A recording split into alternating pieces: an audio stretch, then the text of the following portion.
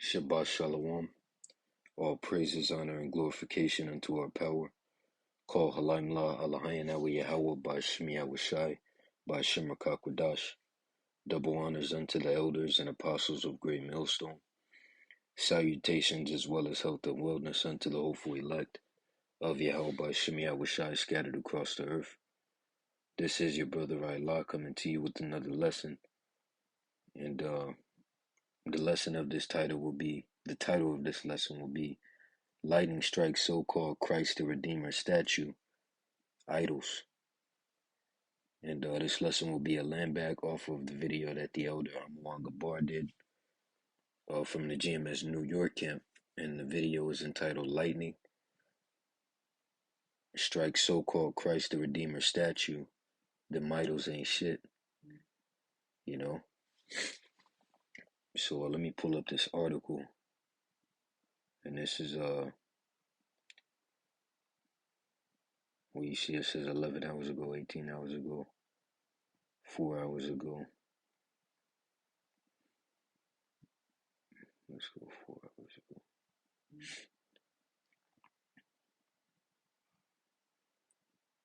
Right, so it reads, netizens were left completely awestruck after a thunderbolt struck Brazil's Christ the Redeemer statue. The statue, which is 100 feet long, is located in Brazil's Rio de Janeiro.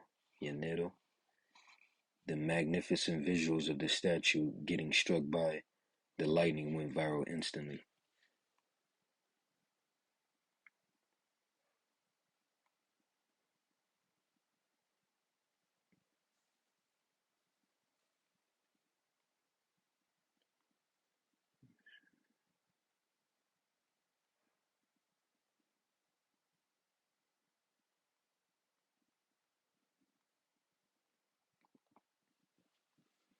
Right, so this is the book of Leviticus, the 19th chapter, verse 27, and it reads, ye shall not round the... What the hell? No, that's not it. Hold tight. 19 and 4. And it reads, turn ye not unto idols, nor make to yourselves molten gods. I am the Lord your power.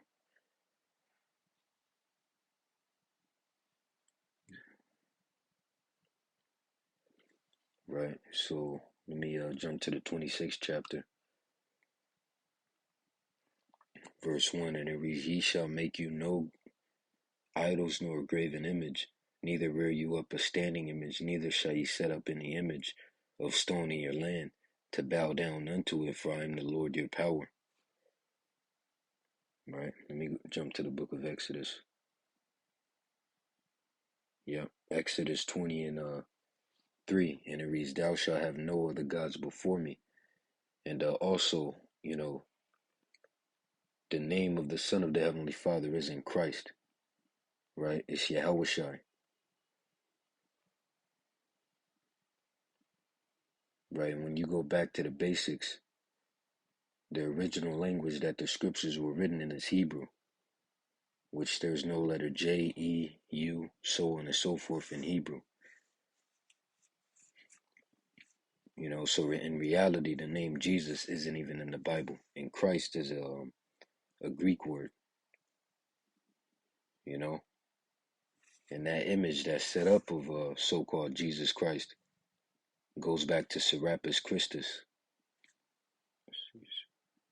But you have a lot of Jakes out there of the Northern Kingdom,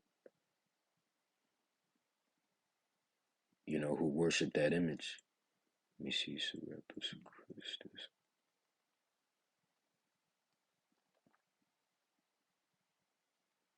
See?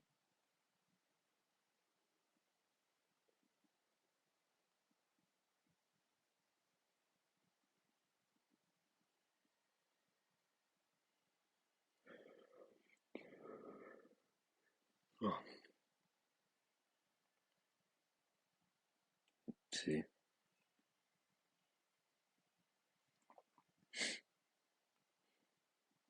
So let's see, Exodus 20 and 4.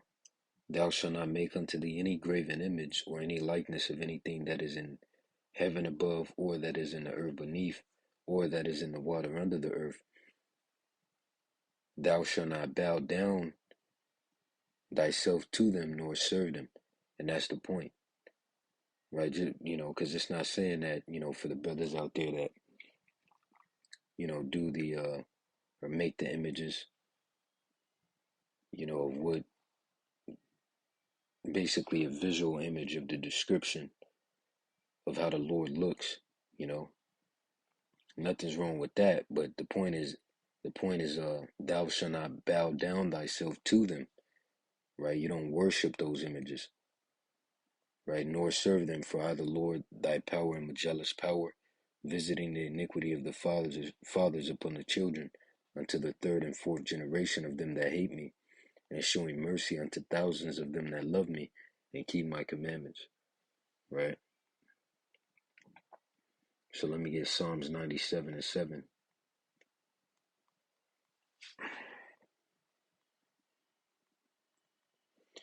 And it reads, confounded be all they that serve graven images, that boast themselves of idols, worship him, all ye gods.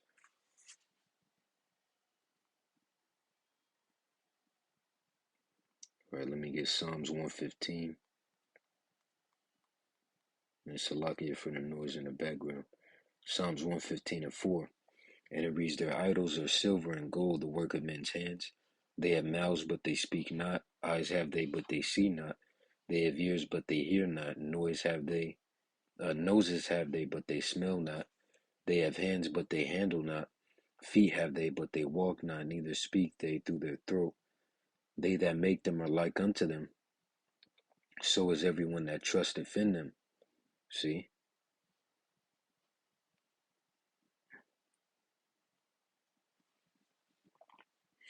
So let me jump to the 135th chapter,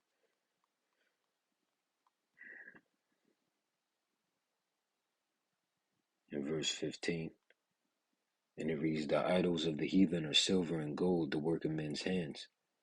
And then it goes on into the same thing.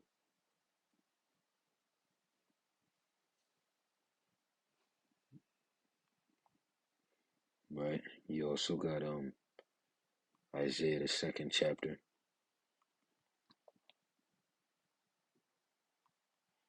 verse 8.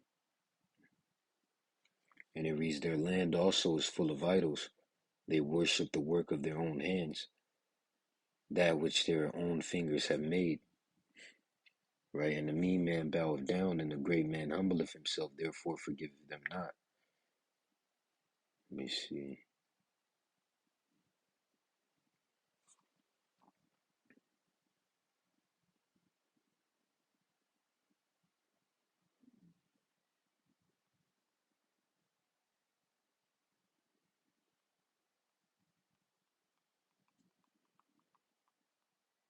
Bear with me.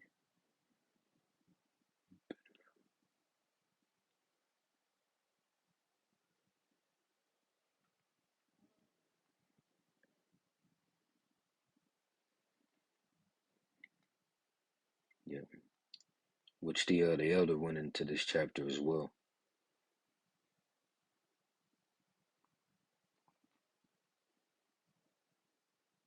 Let me see.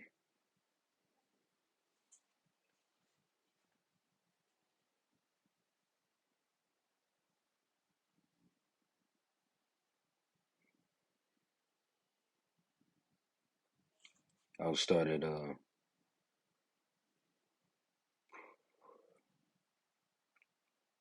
at 4, right? So this is the letter of Jeremiah, chapter 1 and verse 4.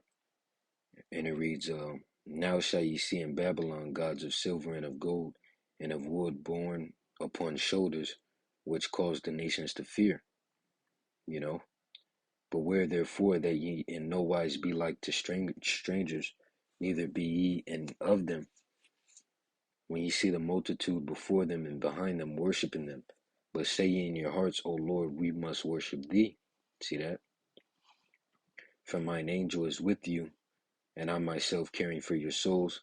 As for their tongue, it is polished by the workmen, and they themselves are glided Salaki, gilded or gilded and laid over with silver. Let me look that word up.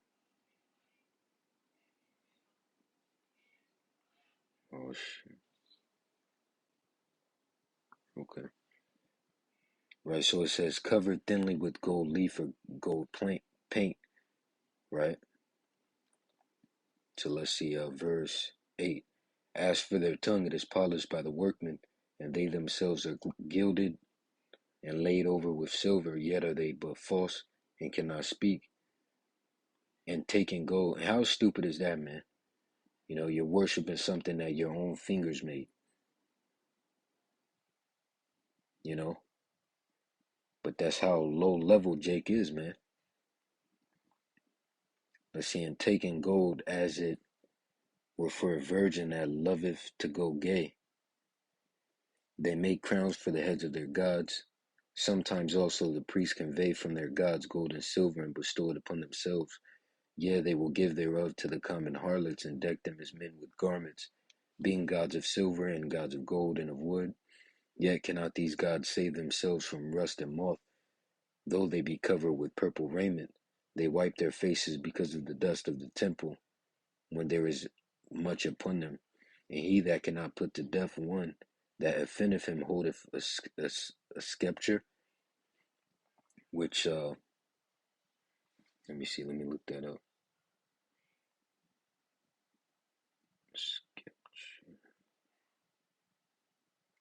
It says an ornamented staff carried by rulers. Yeah, because that represents rulership, a scepter, right? So let's see, verse 14, and he that cannot put to death one that offended him holdeth a scepter, as though he were a judge of the country.